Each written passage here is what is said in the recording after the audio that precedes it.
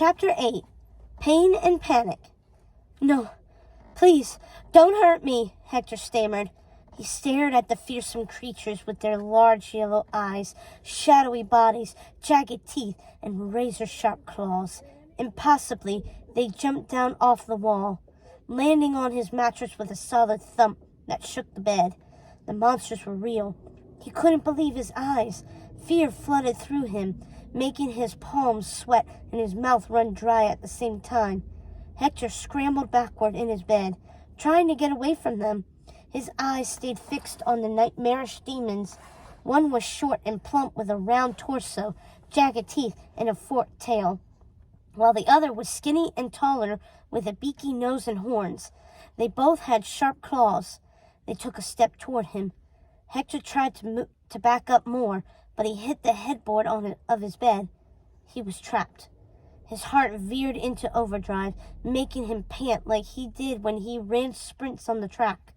Only there was nowhere to run this time. "Wake up," Hector hissed, pinching his arm to jolt himself awake. "It's just a nightmare. They're not real." "Pain? Is he talking about us?" the skinny one hissed to the fat one, sounding perplexed. Should we talk back?" the fat one said in a raspy voice. "Yeah, and who's he calling not real?" the skinny one added, sounding quite offended. "The demons could talk?" Hector shut his eyes and squeezed them hard, expecting the monsters to vanish like the blue flame in the mirror when he looked back. But when he cracked his eyes open again, the demons were still there. They stared right back at him. Then they burst into laughter. "Oh, he thought we'd disappear," the skinny one said, elbowing the fat one. "Though that would be a neat trick." "Yeah, maybe there's a potion for that," the other one said. "We should ask the boss man." Somehow their laughter scared Hector even more. "No, don't hurt me," he gulped, yanking the blanket up to his neck to try to protect himself, even though that was silly. What was a blanket going to do against demons with sharp claws? "Please leave me alone," he said, scrambling back and bumping into the headboard again. "Oh, hey there, Wonder Boy," the tall, skinny one started. He took a step closer on the bed and raised his claws toward Hector. "Wait, how do you know my name?" Hector stammered. "Just calm down, kiddo," the fat one added. "Don't panic." "Hey, that's my name," the tall one said in excitement. He jumped up and down on the bed, making it shake again. "Please don't hurt me," Hector whimpered, trying to hide under the blanket. "Sorry, we didn't mean to scare you," the skinny one said. Bossman just told us, show Wonder Boy what happens if he refuses to accept our help," the fat one added cheerfully. "So we did." Hector looked back and forth between the two monsters, perplexed. That wasn't what he thought demons were supposed to sound like. They were chipper and upbeat, friendly even. "This is not good," Hector decided. "I am definitely losing it. What do you want from me?" he forced out. "There you go. Now you're getting with the program," the fat one said. "I'm Pain, and that's Panic." He jerked his thumb to the skinny one, who grinned with sharp teeth, though it looked more like a fearsome snarl. "Our boss has some powers that could help you win the cup," Panic chimed in. They both leered at him, which did not come off as friendly. Their eyes, Hector realized, weren't smiling. They looked cunning. You wanna win the Zeus Cup, right?" Panic said, luring him. He held up his hands, and a shadowy cup appeared in them. He held it up like a prize. Hector swallowed hard against his fear. Their offer, however suspect, was tempting. He felt fear sloshed around in his gut. He remembered training in the track today and watching May, and realizing that he could actually lose to her next week. Suddenly, the shadow cup vanished into thin air, just like Hector's dream of winning could. "Who is your boss?" Hector forced out. "What can he do to help me?" The boss man," Panic said, gesturing for Hector to follow him. "We'll take you to him." "I don't know," Hector said, hesitating. "Sounds fishy." "Wonder Boy, you want to win that cup or not?" Pain rasped. "Yeah, Panic said. Otherwise, we could go to talk to the girl. May? Hector blurted. Yeah, that's the one. Excuse me. I bet she wants to win bad enough that she'll listen to us. Why don't we just know? Hector cut them off. I want to win. He couldn't let them talk to May. She'd take their help for sure, and then he'd definitely lose. He imagined how disappointed his family would be if he let that happen. No, not disappointed, devastated. He steadied his breathing and met their eyes, returning their stares.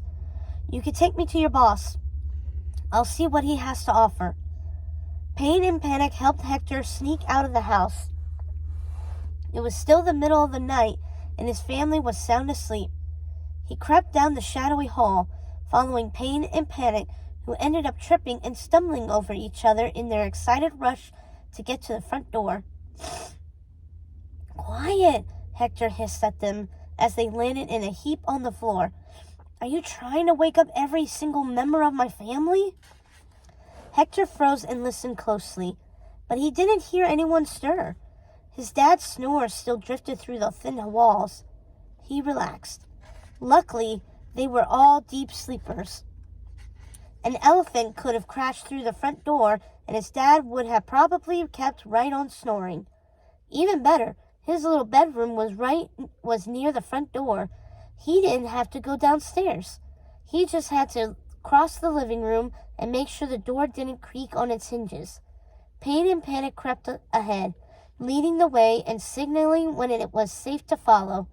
Their shadows cast across the walls by the hall looked terrifying, but they seemed so calm and friendly, although Hector suspected that was more of an act and that they could easily shift back into terrifying demons at the command of their boss man, whoever he was. Hector felt a pang of fear prick his stomach. It probably wasn't smart to follow two strange demons in the middle of the night to meet their mysterious boss. But then he remembered the nightmare they had enacted for him, where he lost the Zeus Cup to May. This might be his only chance to ensure that he won. Plus, they'd threatened to talk to her if he didn't take the deal. She was clearly willing to play dirty to win. He couldn't risk it. Hector continued after Pain and Panic, tiptoeing through the living room. He didn't breathe until they reached the front door and climbed down the front steps.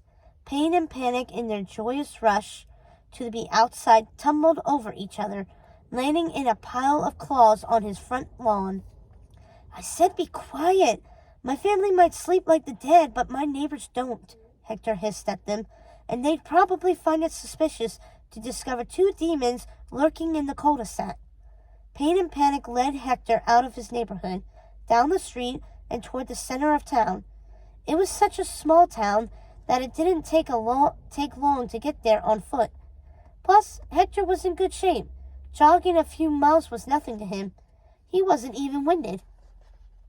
Where are we going? He asked, surveying the deserted downtown area.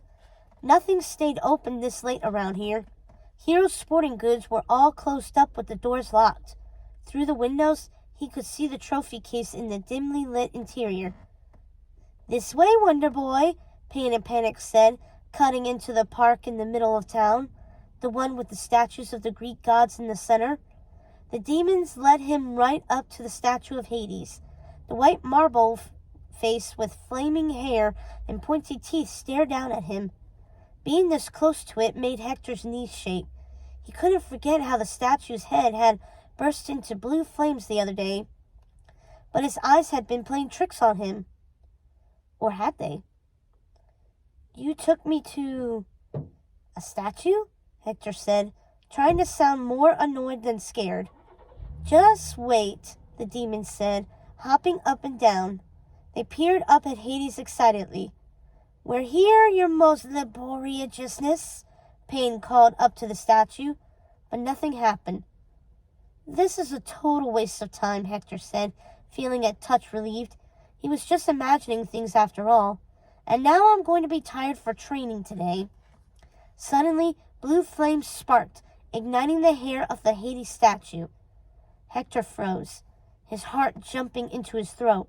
The flames licked the god's forehead, just like the vision Hector had the other day, and lit up the park with flickering light.